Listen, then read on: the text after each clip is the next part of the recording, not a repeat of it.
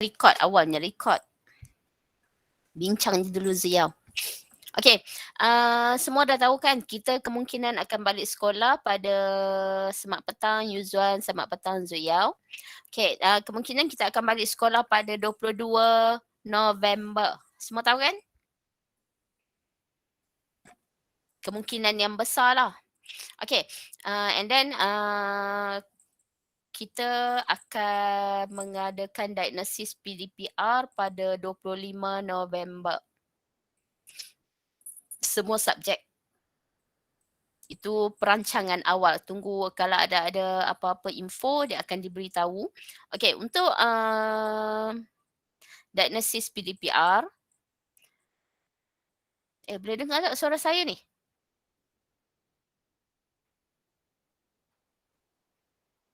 Senyap je semua.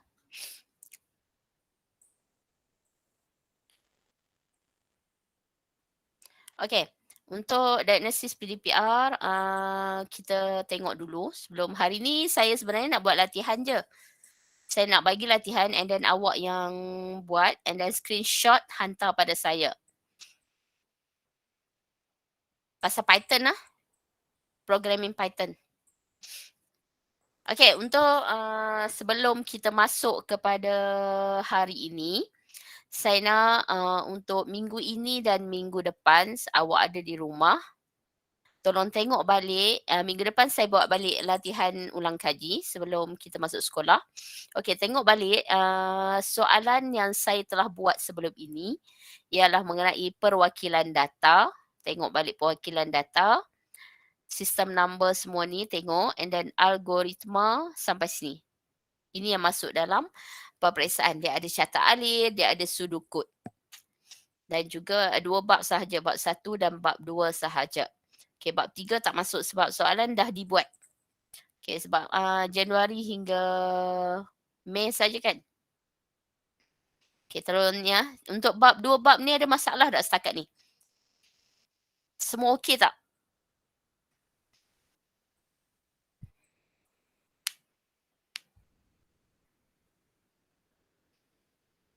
Ha? 2 bab ni okey tak? Bab 1 dan bab 2. Bab 1 ialah perwakilan data, bab 2 ialah algoritma. Semua okey tak setakat ni? Nanti balik exam tiba-tiba kata tak ingat lah apalah masalah. Sebab kita tak tahu sempat ke tak ulang kaji semasa di sekolah. Saya cuma akan buat soalan ulang kaji next week untuk 2 bab ini.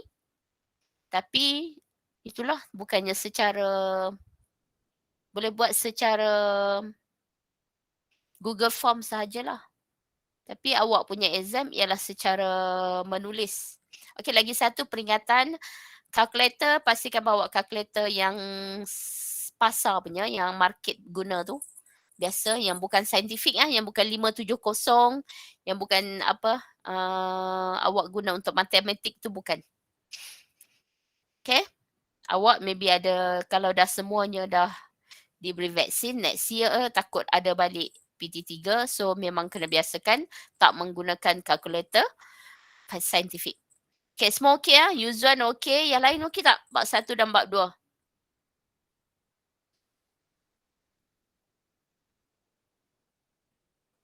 Zuya okey? Jinyu okey? Yang lain? 3 orang je okey. Yang lain mana? Saya sengit ni bukan apa, sebab saya ada 2 monitor, satu depan, satu belakang, yang belakang yang nampak. Yang lain, Jinhan okey. Kalau saya tanya tiba-tiba algoritma, semua okey lah.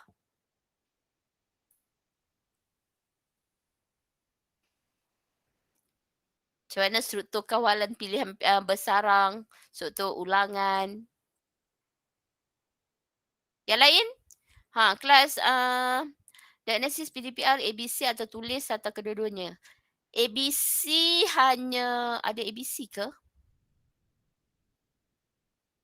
Ada ABC berapa soalan Sekejap, saya kena keluar, nanti saya tertunjuk soalan pada awak. Sekejap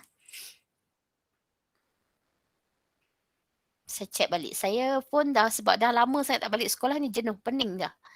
Tak ingat format. Okey, sekejap.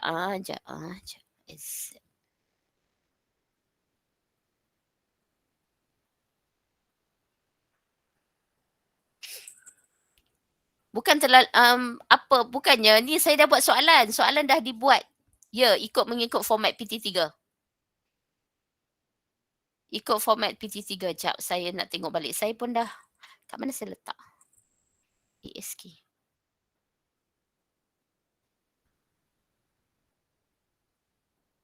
Sekejap ya, awak tunggu kejap.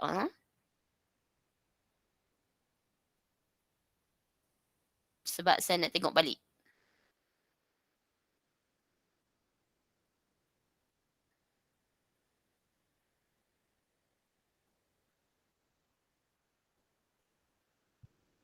Okey, ni dia.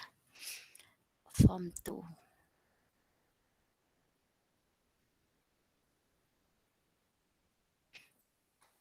Sekejap. So, ya. 3 subjektif 10 markah. Okey, soalan ada, okey, bahagian A ada 15 soalan objektif. Betul, Zuyau. Bahagian B, bahagian B 55 markah. Betul. Bahagian B ialah soalan struktur ya. And then bahagian C ada 30 markah. Betul Zuyau. Itu keseluruhan dia lah. Bahagian C melibatkan atur cara sedikit sudukut. Keluarkan output. And then carta alir. Apa yang saya buat latihan dalam kelas lah kebanyakannya. Sudukut dan carta alir. Okay, memang format PT3 macam ni, objektif, bahagian A ialah 15 soalan. And then bahagian B 55 markah subjektif. Maksud subjektif bukan macam esei yang awak buat tu. Dia macam pengiraan yang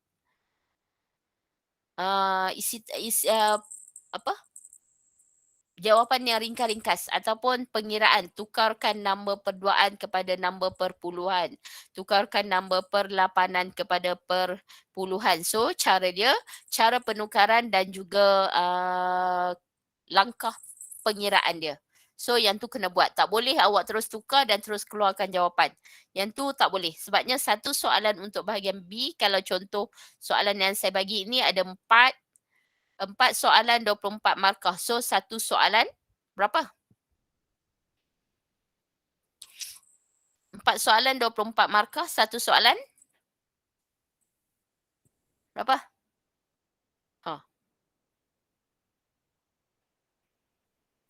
6, betul.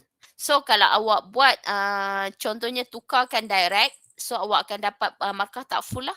Kalau awak buat pengiraan dia step by step, cara dia, contohnya nombor perlapanan kepada perpuluhan, cara dia, penukaran dia macam mana. So kena buatlah step dia daripada pertama, kedua sampailah dapat hasil dia. So awak akan dapat markah full, 6 markah untuk satu soalan. Semua macam tu penukaran dia. And then penukaran number memang banyak sangat untuk bahagian B. Bahagian C semuanya carta alir dan juga sudukut. Ya betul, Zuyau. Bahagian B semuanya ialah penukaran number. Ya, penukaran number sahaja. Objektif campur. Okey, boleh? Ada sikit masuk yang form 1 pasal pemikiran komputasional. Sedikit sahaja. Dalam 1, 2, 3, 4, 5 soalan. Boleh cakap tak boleh? Kenapa tak boleh Zuyau? Soalan dah keluar. Awak cakap tak boleh pun tak boleh. Memang soalan dah ada. Soalan dah siap dicetak. Soalan ini sepatutnya untuk exam awak di sekolah hari itu. Jadi memang soalan sudah siap dicetak dan semuanya kena boleh. Tak boleh, tak boleh. Okay? Semua setakat ni ada soalan tak? Sebelum kita masuk ke Python sedikit hari ini, maybe 25 start exam. Tak tahu, kita tunggu dulu arahan daripada pengetua. Setakat ni sepatutnya arahan secara lisan ialah 25 hari bulan. Not official. Kalau official, kita tunggu buka sekolah and then pengetua bagi arahan macam mana. tunggulah. Tapi memang akan ada exam untuk semua subjek. Sebab semua subjek kebanyakannya setelah dibuat soalan. Okey, tak ada soalan ya untuk bab 1 dan bab 2? Sebab kita punya programming ni kita boleh sambung di sekolah secara praktikal. Itu yang saya kalau boleh, hari ni saya nak, kalau awak tak faham, saya nak ulang balik bab 1 dan bab 2. Dengan minggu depan saya bagi latihan secara online. Sebab programming Python ni, kalau boleh saya nak, nanti kita masuk sekolah 22 tu, saya nak terus kita buat secara, kita masuk lab lah. Sebab kat sini saya tak tahu berapa orang yang buat, berapa orang yang memang faham, berapa orang yang, sebab saya tak nampak. Okay. Ke memang nak sambung Python setakat ni? Desmond, kelas kita berapa orang yang tak ada? Seorang. Ni 2 orang tak ada ni hari ni. Sepatutnya 41. Jeremiah dengan siapa Desmond? Jeremiah saya tahu sebab dia inform pada saya.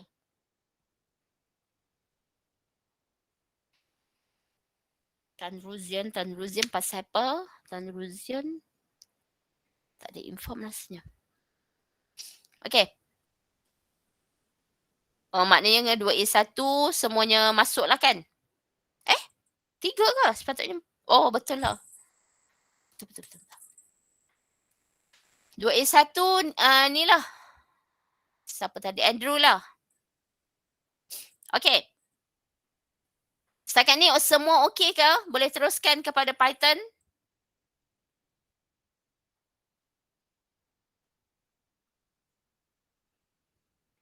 Okey, tak ada soalan ah? Okey, kita terus kepada programming Python. Sebelum ni dah ingat kita dah belajar pasal integer, pasal karakter, pasal string. Okey, kita dah belajar pasal jenis data dalam segmen kod, yang ni dah ada.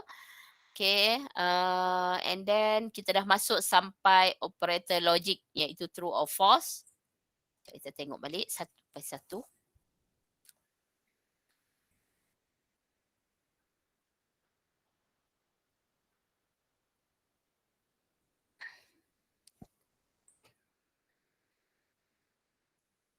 Okay, yang ni tolong tengok algoritma macam biasa. Semua dah ada Python Siapa yang belum ada tolong buka. Okay, kita dah masuk hari tu pasal cara memasukkan, menulis data integer, data karakter, data string dan juga boolean. Betul tak? Betul kan? Semua ingat cara string? Okey, string ni peringatan lagi satu. String ialah apa-apa yang dimasukkan di dalam kod, walaupun string ialah untuk aksara, kalau nombor pun diletakkan di dalam kod. Contohnya,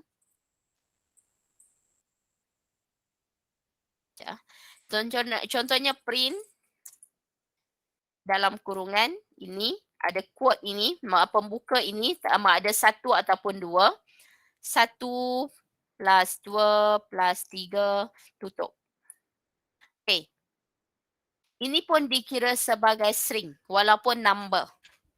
Faham benda yang di dalam kod ini, di dalam kod ni antara satu pun boleh, macam ni pun boleh, ataupun 2 yang saya buat ini.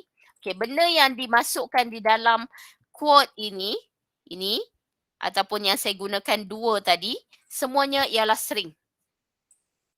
Boleh faham String bukan sahaja aksara tetapi melibatkan, kalau nombor pun dimasukkan di dalam kod ini, dia akan menjadi string walaupun 1.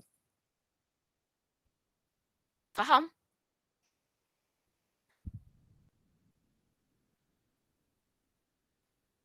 Okey tak? Boleh tak? Ini string. Saya cuma masukkan pasal string sedikit. Sebab kita dah buat pasal string hari itu. Okey, kalau awak tengok contoh dalam buku teks awak ni, dia ialah rentetan aksara. Dia ialah satu rentetan. Maknanya satu benda yang contoh dia bagi ni ialah aksara. N tambah E tambah G tambah A tambah R apa semua. Okey, tak semestinya aksara. Kalau dia buat dalam string ini, dia buat 1 plus 2 plus 3 pun jadi string. Kalau dia buat 1 sahaja pun string. Sebab apa benda yang di dalam quote dikira sebagai string. Boleh ya? Boleh? Ataupun satu alias ke apa-apa di dalam quote ini, perkataan apa pun yang di-type, semuanya dikira sebagai string. Okey. Boleh jelas tak? Nampak tak kat awak punya awak punya skrin nampak tak? Contoh saya ni. Saya tak nampak apa yang awak type. Oh patutlah. Okey ah? Faham pasal string?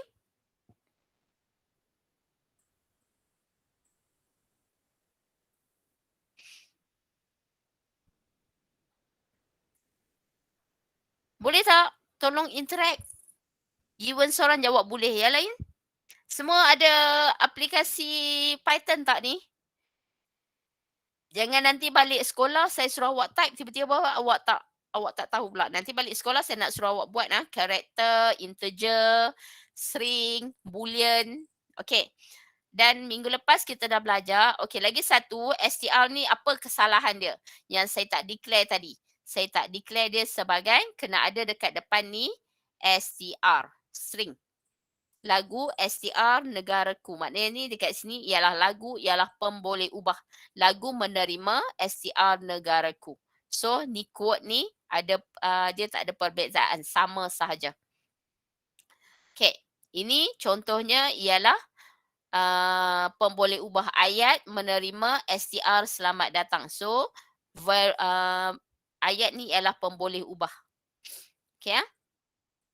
Okay, and then kita dah belajar ini kan last week. Kita dah buat latihan mengenai ini, tanda ini apa yang berlaku, tanda titik dua apa yang berlaku, length, simbol tambah, simbol koma, simbol ini star ni ialah times dan join. Apa yang berlaku kita dah tengok, betul? Okay. Dan juga kita dah tengok minggu lepas juga pasal boolean. Boolean ialah segmen benar atau palsu ataupun true or false. Kita dah tengok. Okay, hari ni and then saya suruh awak buat jenis data. Nama Nurul Aini, apa dia jenis data dia? Kelas 2 aman, jenis data apa? Jumlah subjek 8, apa dia? Purata markah 75.8 ialah float. Adakah purata markah lulus? Ya. So, benar atau palsu? Okay. Ini ialah rumusan jenis data. Syntax integer, contoh int 10, so integer 10. Penggunaan menyelesaikan masalah matematik menggunakan operator. Yang ni awak boleh tengok. String, dia kena ada str, nampak ni. 1, 2, 3, A, B, C dikira juga sebagai string. Dia ialah aksara. String boleh dimanipulasi. Antara fungsi yang digunakan untuk manipulasi string ialah tanda siku, number index, tanda len, join, simbol tambah, simbol koma, simbol berbentuk bintang. Okay, yang ni yang digunakan untuk string yang kita tengok dekat atas ni tadi. Yang ni. Mana contoh? Ni. Untuk menggunakan aplikasi string. Dia tak boleh guna untuk awak punya integer. Integer untuk manipulasi matematik. Maknanya 1 tambah 2. Kalau untuk string, simbol tambah ni untuk menghubungkan ruang tanpa kosong. Kalau untuk integer, simbol tambah ini 1 plus 2. So dia akan dapat 3. Faham Kalau untuk integer, contoh dia 1 plus 2. Dia akan jadi 3. Kalau untuk string, tambah tu dia merapatkan 2 perkataan. Faham tak? Perbezaan dia. Sebab tu yang ni untuk memanipulasi data string. Sama juga dengan ni. Tanda ini. Koma. Maknanya kalau dalam integer, contohnya 1 tambah 1, kau buat buka kurungan, 1 times 2 bahagi ialah divide by 3. Contohlah. So dapat jawapan macam tu. Itu perbezaan dia. Kalau awak tengok dalam string tadi, ini ialah untuk menghitung bilangan aksara dalam string. So, dia ada perbezaan antara simbol ini di dalam string dan juga di dalam integer. Faham ah? Boleh? Ini untuk pengenalan kepada awak. Baca balik rumusan ini untuk mengetahui pasal jenis data. So, kita dah belajar pasal integer, sintak dia ialah int. Kalau string, sintak dia ialah str ataupun string penuh pun boleh. Okay, kemudian cara dia untuk apa dan next page ialah untuk double ataupun float.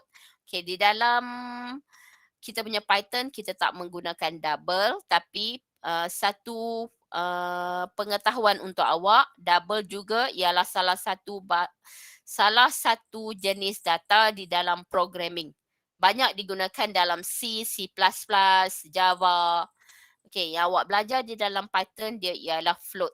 So kalau ini awak jumpa double dia bukannya sesuatu yang akan menjadi ralat. Okey?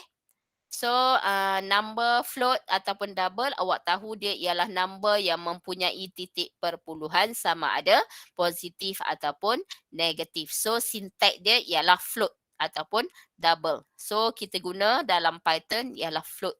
Jangan tiba-tiba buat double pula. Nanti kalau awak run, Python dia takkan kenal apa itu double. Okay? Tetapi awak kena ingat jenis data ada double dan juga float.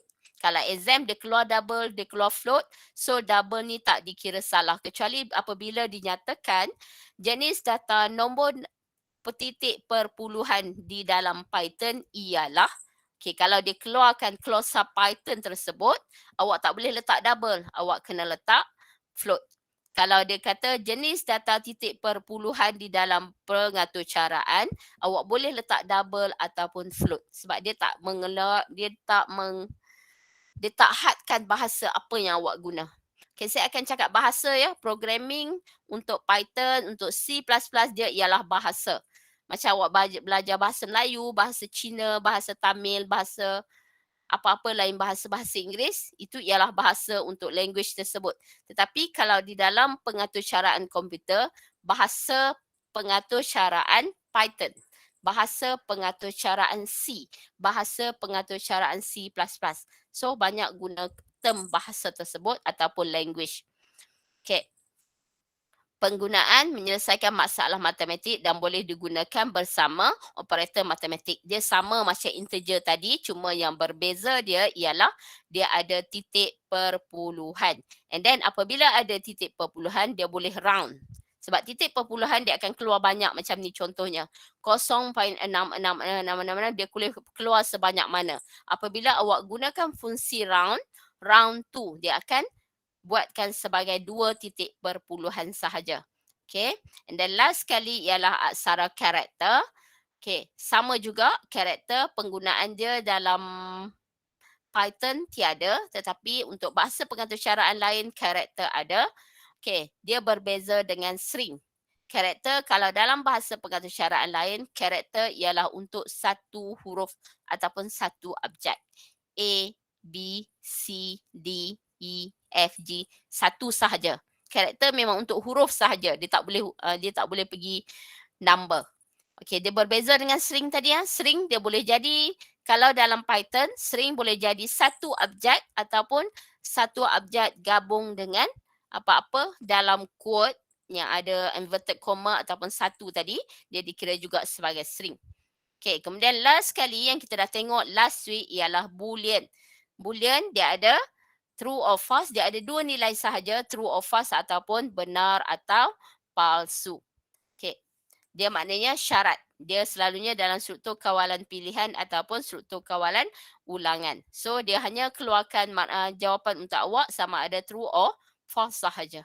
Itu sahaja. Ingat jenis data yang kita belajar di dalam pengaturcaraan ataupun kod arahan tingkatan 2. Yang pertama ialah integer. Yang kedua ialah string. Yang ketiga ialah double dan float. Yang keempat ialah karakter. Dan yang kelima ialah boolean. So, dia ada perbezaan. Tetapi di dalam Python, kita hanya tengok integer, string, float dan juga boolean. 4 sahaja. Tetapi jenis data untuk bahasa pengatur caraan tadi ada 5. Faham? Boleh?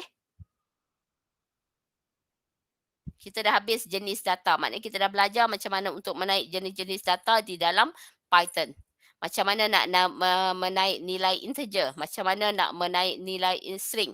Macam mana nak masukkan nilai float. Macam mana nak menaik nilai true or false ataupun boolean. Sangat ni okey tak untuk jenis data? Cikgu, Ya. apa perbezaan string dan askara? String dan aksara. String boleh print out itu askara. String ya.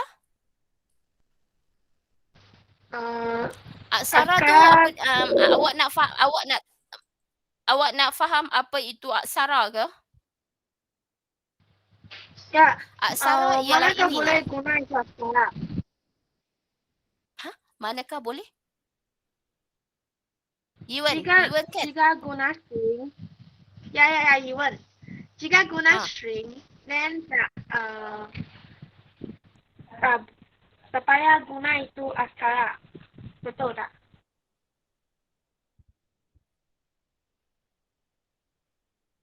Okey, dalam programming dia tak ada aksara. Tak ada karakter. Sebabnya bila awak declare str, awak hanya menggunakan print str ni sahaja. Awak declare str.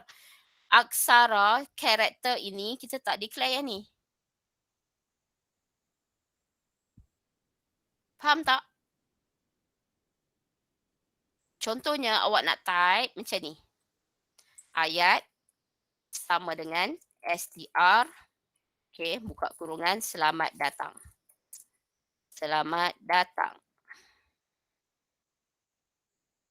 Okay, enter. So, print ayat. Huruf besar pula. Sorry. Saya dah print A huruf besar. Okay, print ayat. Maknanya awak memanggil ayat ini. Oh, ayat ni dah declarekan sebagai aksara. Sorry, saya delete dulu. Okay, di dalam Python, kita menggunakan str sahaja. Kalau awak buat dekat sini A, aksara A. Contohnya awak letak A. Sorry. Tak balik. str. Contohnya awak letak sini. Saya bagi contoh je ya. A. Okay. A ialah aksara. Tetapi apabila di dalam Python, A ini apabila dimasukkan dalam quote ini, dia menjadi string. Faham tak? Oh, faham. So, bilakah mahu tulis itu char? Tak ada. Dalam Python tak ada karakter. Saya tadi kan saya dah cakap. Dalam Python cuma ada integer, string, ada float dan juga ada boolean sahaja. Untuk bahasa pengatur caraan lain, baru ada karakter, char dan juga double. Contohnya kalau awak belajar kalau awak sambung pengatur caraan dekat universiti, dia akan ada pengatur caraan C atau C++. So dia akan guna ini. Char, apa boleh dia punya ini ialah jenis data karakter dan juga jenis data double. Dia tak akan guna float. Kalau untuk titik perpuluhan dia akan guna double. Dia akan buatlah double sama dengan apa-apa. Macam kita declare float apa-apa kan sebelum untuk nombor titik perpuluhan. Nampak macam ni. Berat sama dengan float 45. Tetapi kalau penggunaan double, berat sama dengan double 45. So dia tak menggunakan float di sini. Sama juga karakter. So cara declare dia ialah karakter huruf 1 sama dengan A. Macam kita tadi str huruf 1 sama dengan A. Itu ialah perbezaan dia. Faham? Faham Yuan? Faham. Nampak ni? Ini ialah declare untuk string. Faham. Ada soalan lagi untuk jenis data? Sebelum kita masuk kepada perbezaan pemboleh ubah dan pemalar.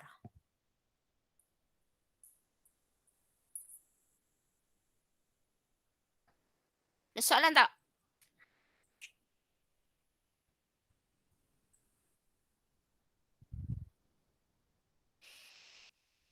Ada soalan? Ada soalan?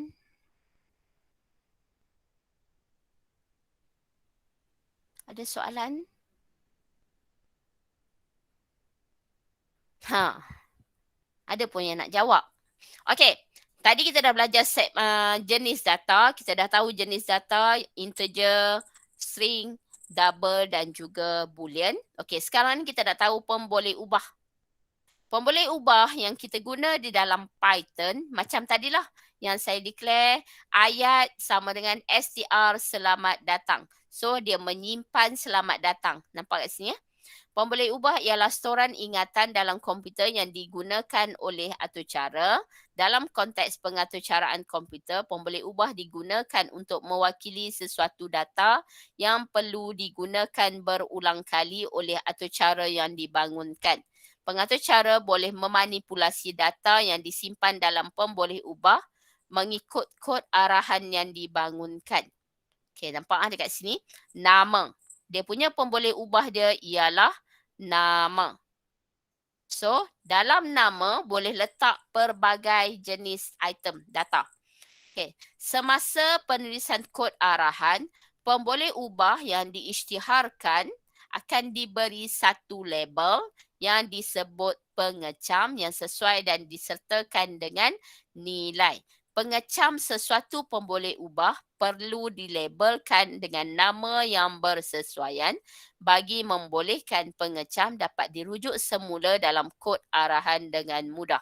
Rajah 3.8 mengilustrasikan pembentukan pemboleh ubah semasa diisytiharkan dalam segmen kod. Okey, dia guna pengecam nama untuk pemboleh ubah yang diisytiharkan dengan nilai yang diberi Daniel. So, untuk nama ialah satu pemboleh ubah. Pengecam yang ni. Daniel tu ialah benda yang dimasukkan pengguna input. Contohnya sekarang ialah Daniel. Okey. Nama boleh jadi juga nama Zuyao, nama Yiwen, nama Jinyu, nama Yuzwan, nama Desmond. So, apa-apa sahaja yang dimasukkan oleh pengguna ataupun apa sahaja yang diinputkan oleh pengguna. So, nama ini akan menerima apa-apa input. Faham? Contoh macam ayat tadilah. Ayat dia menerima selamat datang. Boleh juga ayat menerima sebagai merdeka. Ayat welcome to SMKJD. Apa-apa sahaja. So, welcome to SMKJD dia akan jadi ayat. Awak boleh juga kalau contohnya awak menggunakan ayat yang banyak. Ayat 1, ayat 2, ayat 3, ayat 4. Apa-apa yang boleh dijadikan pemboleh ubah. Itu pemboleh ubah awak sendiri yang boleh letak. Terpulang pada awak. Sebab apa? Dia akan menyimpan dahulu data yang ada kat dalam awak tu. Contoh dekat sini ya. Okey, nama str Daniel. Ini dia dah declarekan Daniel sebagai dia dah simpan Daniel ini ke dalam nama. So, bila awak print nama, dia akan keluar print Daniel. Contoh kita tengok dekat sini ya. Okey, kita tengok yang baru saya file new lah. Okey, kalau awak tengok dalam buku teks awak ni, contoh dekat sini.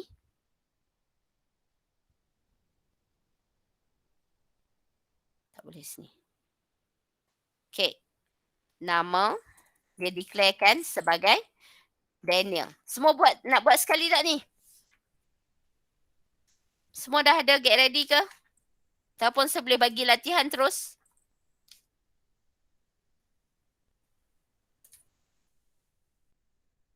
Daniel.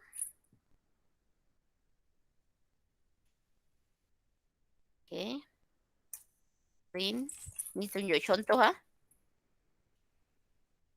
Nama saya dengan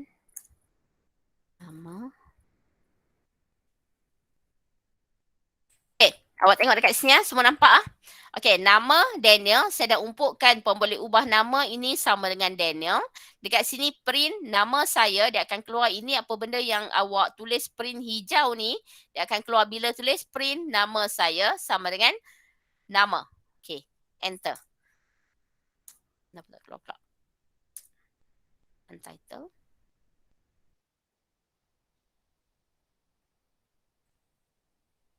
Kena buat yang ni. Sekejap.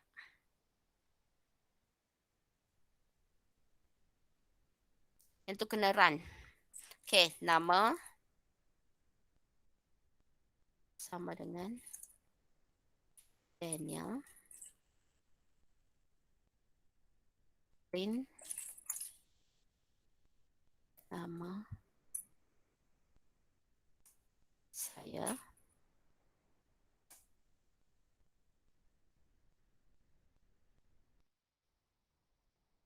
Nama.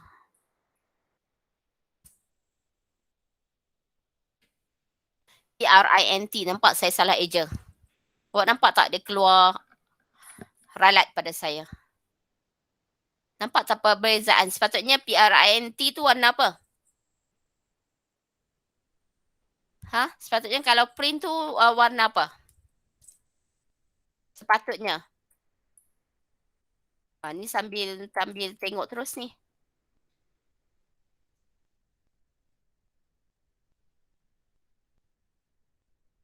Warna apa saya tanya? Semua tak jawab. PRINT. Ejaan yang betul. Warna purple. Betul tak? Tadi kat atas nampak tak warna hitam? So dia tak keluar macam yang saya keluar sekarang. Nama saya. Letak koma. Buka. Tutup. Nama. Enter. So dia akan keluar nama saya Daniel. Okay, nampak tak dekat atas? Dia keluar dekat saya. Trace back most recent call last. 5 pi shell line 1 in module. Print nama saya, nama. Sepatutnya ni saya punya error. Nampak? Name error, name print is not defined. So dia tak tahu apa itu PRNT. So dia keluar dekat saya sebagai ralat. Di dalam atur cara apabila keluar ralat dia akan keluar merah macam ni. So pastikan apabila awak menggunakan print dia akan keluar warna purple macam ni. Okay. So dekat sini saya nak cakap dekat sini nama ni telah menerima Daniel ini. Dia dah declarekan Daniel. Dia tak yang ni dia tak membenarkan pengguna input. Macam mana pula kalau dia nak bagi pengguna untuk inputkan nama dia? Semua okey tak? Awak tengok saya buat ke awak yang buat?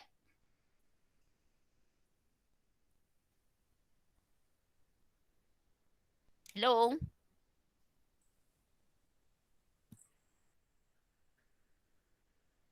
Macam saya sorang-sorang je ni. Okay. Yang ni sekarang ni dia dah tahu untuk pemboleh ubah. Okay, tengok Syarat untuk membuat pengisytiharan pemboleh ubah. Nama bagi pemboleh ubah hanya boleh mengandungi aksara A hingga Z ataupun A hingga Z huruf besar ataupun digit 0 hingga 9. Nama pemboleh ubah harus menggambarkan nilai yang dipegang oleh pemboleh ubah tersebut supaya kod-kod atau cara yang dibangunkan dapat difahami dengan mudah. Nama bagi pemboleh ubah tidak boleh dimulakan dengan nombor. Okay, contoh dia macam ni awak buat. Saya declare 1 nama. Sama dengan apa nak buat? Daniel. Okay, entah. Nampak? Dia dah jadi invalid syntax. Dia tak boleh ada number dekat depan ni. Dia hanya boleh guna contohnya nama. 1 boleh ke? 1 awak declare tengok. Sama dengan Daniel. Tak boleh. Sebab dia tak boleh diwakili oleh number. Dia boleh nama 1 sama dengan Daniel. Okay. boleh. Faham? Ataupun nama underscore 1. Sama dengan N. Pendek je lah. Boleh. Ataupun lagi satu, nama awak tak mau underscore, awak buat ni macam ni. 1. Sama dengan then. Tak boleh. Sebab dia tak boleh ada assign to operator. Nampak ni? Dia tak boleh ada tanda ini. Dia hanya boleh menerima huruf underscore sahaja macam ni. Lagi satu contoh awak buat N nama. Nama huruf besar semua. Nama. Sama dengan then. Enter. Boleh.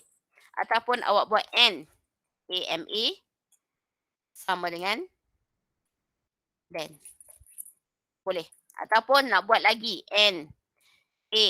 M huruf besar. A. Awak telah lebih kreatif. Sampai terpulang pada awak. Huruf besar dan huruf kecil, dia tak ada perbezaan di dalam pemboleh ubah. Faham? Cuma dia tak boleh dimulakan dengan dengan number ataupun ada space kat tengah ni. Dia boleh menerima underscore. Boleh? Ataupun awak nak buat nama pelajar. P, nampak saya buat P huruf besar. Nama pelajar, awak nak declarekan sebagai pemboleh ubah itu, then. Enter boleh. Ataupun awak nak buat macam ni, nama space pelajar. Sorry ya, saya buat contoh yang banyak. Sama dengan then. Tak boleh sebabnya dia ada space. Kalau awak nak buat macam tu, awak kena buat nama. Ejaan salah tak apa, underscore pelajar. Then, sorry. Okay. Depan ni tak ada inverted comma. So, dia menjadi syntax. Okay ya? Boleh ha? Pasal pemboleh ubah. Okay, lagi satu, nama bagi pemboleh ubah tidak ada ruang kosong. Contoh ruang kosong macam tadilah, nama pelajar. Ada ruang kosong dekat tengah ni. Kalau macam ni, nama underscore pelajar, boleh then ni, cuma saya tertinggal inverted comma dekat tepi tu. Sebab tu dia menjadi error. Boleh tak untuk pasal pemboleh ubah ni? Jelas semua? So ingat pemboleh ubah tak boleh diwakili oleh number dekat depan dia. Number dekat belakang boleh. Nak boleh underscore boleh, tak boleh space, tak boleh ada space bar, tak boleh ada ruang kosong. Okay Yuan seorang duk interact kat saya. Okay. Kemudian sekarang kita nak tengok pemalar. Apa pula pemalar? Tadi pemboleh ubah. Dalam pemboleh ubah dia ada pengecam. Okay, sekarang pemalar. Pemalar bertindak seakan-akan pemboleh ubah, iaitu pemalar menyimpan suatu nilai dan nilai ini disimpan dalam ingatan komputer. Perbezaan utama ialah nilai sesuatu pemalar tidak akan berubah menjadi nilai yang lain semasa pelaksanaan atur cara. Lazimnya, pemalar digunakan dalam pengatur cara yang melibatkan pengiraan matematik. Contohnya semasa pengiraan sesuatu, keluasan sesuatu bulatan. Nilai pi. Pi ialah pemalar. Dia tak boleh berubah. Sebab pi memang nilai dia ialah tetap. Harus diisytiharkan sebagai pemalar supaya nilai ini kekal sama dalam atur cara yang dibangunkan. Okay, awak tengok dekat sini pi sama dengan 3.142. So ini ialah pemalar. Pemalar kebanyakannya dalam matematik. Okay, jejari 1 sama dengan 3. Jejari nampak dia gunakan ini pemboleh ubah. Jejari 1, jejari underscore 1 sama dengan 3. So, ini ialah pemboleh ubah. Jejari underscore 2 sama dengan 5. Dia boleh je letak jejari 1 rapatkan sama dengan 3, boleh. Jejari 2, dia tak perlu underscore, boleh. Okey, luas bulatan sama juga, nampak dia letak underscore. Luas bulatan underscore 1 sama dengan pi times jejari. So, dia menggunakan formula matematik. Pi dia dah declarekan ke atas, pi sebagai pemalar. So, dia akan keluarlah print luas bulatan 1, luas bulatan 2. Okay, nampak nombor 1. Pengisytiharan penggunaan nilai pemalar jenis pi. Pemalar memang awak kena declare dulu apa dia sama dengan berapa sebab komputer dia tak akan faham kalau awak buat pi times jejari sama darab dengan jejari 1. Sebab kalau awak buat pi macam ni saja, dia tak di-declare dekat atas sini, komputer tak faham pi tu apa. Dia akan jadi ralat.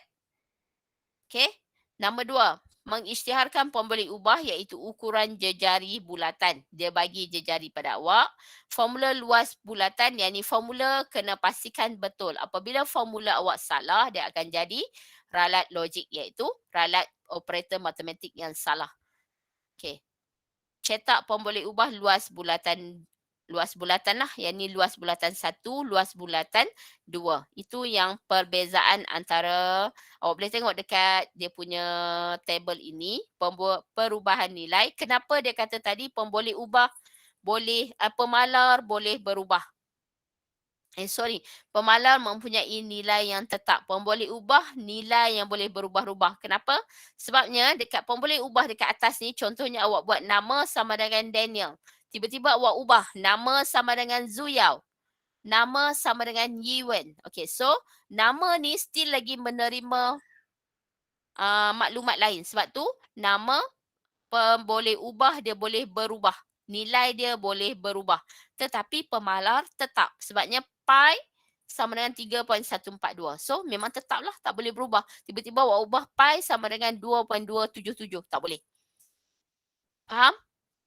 Okay. So pemboleh ubah nilai yang perlu diingat. Pengatur cara program perlu mengingat label dan nilai yang digunakan. Label apa? Contoh label nama. Nama 1, nama 2. Okey, pengatur cara tidak perlu mengingat label dan nilai yang digunakan. Sebab apa? Sebab dia dah memang tepat nilai itu. Standard penggunaan nilai, tiada nilai standard. Yang ni nilai yang standard. Itu ya perbezaan antara pemboleh ubah dan pemalar. Okey, nampak sini. Kebanyakan nilai pemalar untuk pengiraan telah disimpan dalam pustaka sokongan suatu bahasa pengatur caraan. Nilai pemalar ini boleh digunakan setelah pustaka sokongan diaktifkan. Okey. Contoh kita tengok dekat sini. Kalau saya tinggal bagi macam ni boleh tak?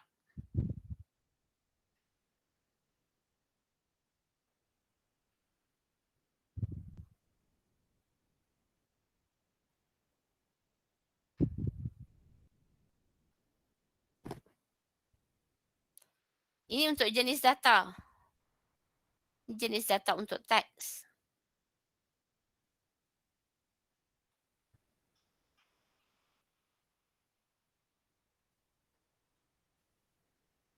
Okey, ada soalan tak setakat ni? Okey, kalau untuk dalam komputer nanti, kita tak guna shell ni ya, kita guna IDLE. Yang ni, yang keluar macam ni. Saya nak kena check juga komputer kat lab awak, saya tak pasti Python version berapa. Saya kena check. Last, awak mestilah pernah masuk lab kan? Okey, ada soalan dah setakat ni untuk pemalar dan pemboleh ubah sebab saya nak tinggalkan awak dengan kerja ini. Dan boleh tak tolong screenshot lekat dalam buku supaya saya boleh semak balik sekolah nanti.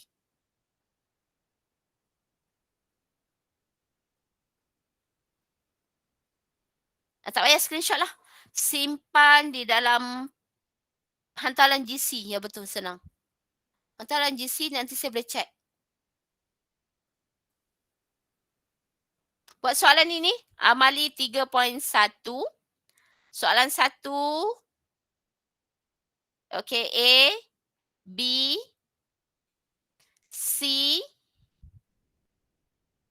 sampailah nombor 3 ni. Boleh tak? Yang ni tak ada masalah saya rasa, senang je kot.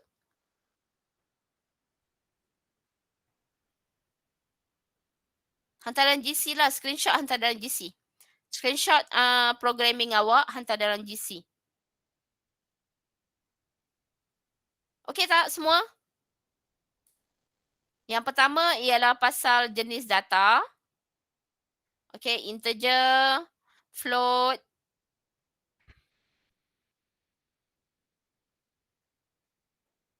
Ya, betul. Yiwen. 93 dan 94.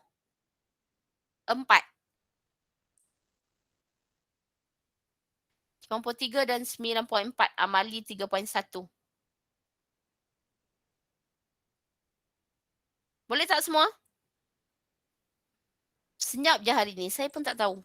Awak faham ke tak ni?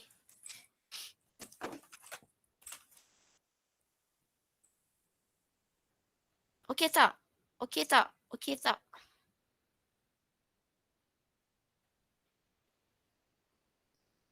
Yuzwan okey, yang lain okey tak?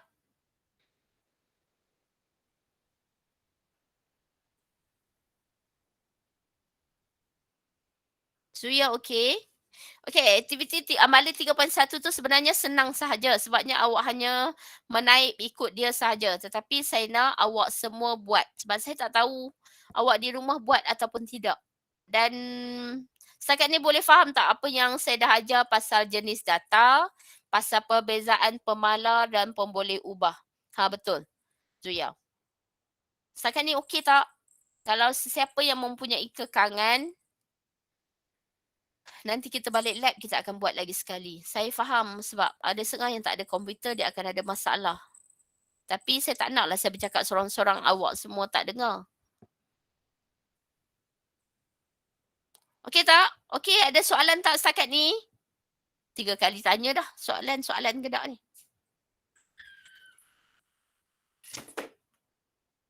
Okey. Kalau tak ada soalan, saya rasa saya nak habiskan kelas kita setakat ini. Tolong buat amali dan tolong hantar dalam GC. Kalau awak buat selepas ini memang sekejap je sebab tengok buku teks, type balik apa benda yang sama macam tu, hantar pada saya sahaja. Okey?